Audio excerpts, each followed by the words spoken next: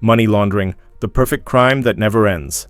Imagine a world where crime doesn't hide, it adapts, where millions flow across invisible borders, laundered so precisely they seem almost legal. Money laundering is a silent art mastered by those who understand the backstage of power, and perhaps the scariest part, it never stops. This story begins where most stories end, the moment justice thinks it has won.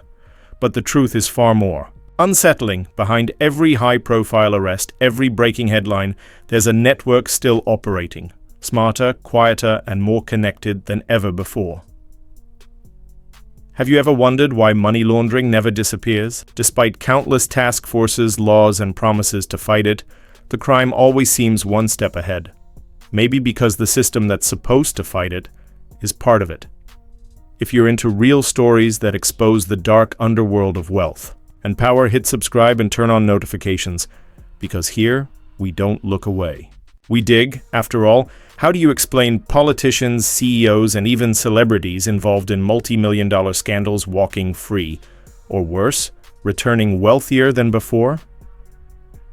The answer lies in a hidden mechanism that keeps this world spinning, a system built to look legitimate. We're talking about shell companies with spotless names that never actually produce anything, offshore tax havens where secrecy is more valuable than justice, fake invoices, phantom consultancies, even churches and NGOs used as smokescreens. It's a masquerade where dirty money becomes clean, dressed up with paperwork, stamps, and corporate jargon. And the worst part? Most of it is technically legal, but behind this facade of legitimacy, the destruction is very real.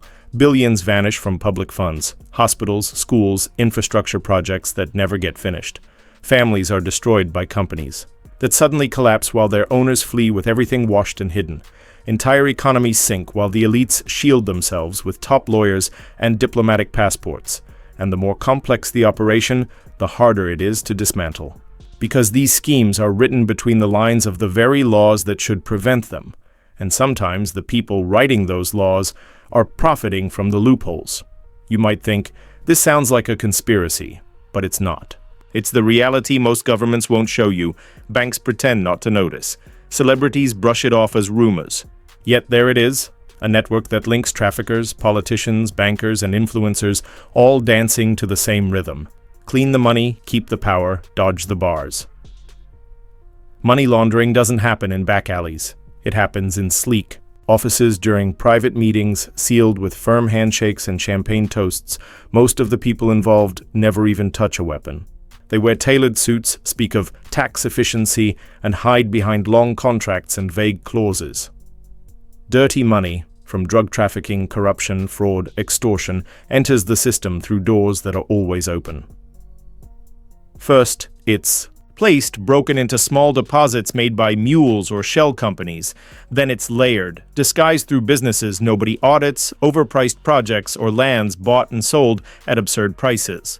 Finally, it's integrated, reintroduced into the market as if it were clean, invested in real estate, stocks, luxury goods, and that trail passes through financial havens like the Cayman Islands, Panama, Switzerland, Luxembourg, places where banking secrecy is sacred and no one asked where the money came from, only if it was transferred correctly. And the most ironic part? Much of it is allowed. Financial engineering has created a polite vocabulary to hide criminal activity. Aggressive tax planning, wealth optimization, offshore funds, terms that sound technical, but often conceal massive money laundering operations. And when authorities finally uncover a scheme, it's usually too late. The money's been moved, multiplied, and used to buy influence. The big players vanish. And what's left? Low-level operatives, easily replaced. Take Brazil's Banestado scandal in the 90s, over $20 billion illegally sent overseas. Hundreds of politicians, executives, and bankers were linked to the scheme. Guess how many actually went to jail, and how many still hold power? Or look at Odebrecht, a corporate giant built on bribes, overbilling, and laundering. When the scandal broke, it felt like a turning point. But just a few years later, the same figures returned to the market, rebranded, reorganized, and clean. Here's the brutal truth. The system is designed to protect those who know how to play it. And meanwhile, ordinary people foot the bill. Through taxes, inflation, budget cuts, and constant distrust. If you've made it this far, it's because this story hit you. So drop a comment below and share this video with someone who needs to hear this, because greed always demands a price. What's most disturbing about this whole machinery is that money laundering isn't a flaw in the system. It is a function of the system. It doesn't happen despite the rules. It happens through them. When a billionaire launders money through a charity, he's using the system exactly as designed.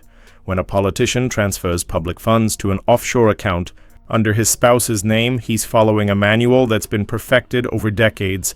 There's no single villain in this story. Just a stage full of actors, some aware, some complicit. All relying on one thing: silence. The silence of notaries who sign fake contracts.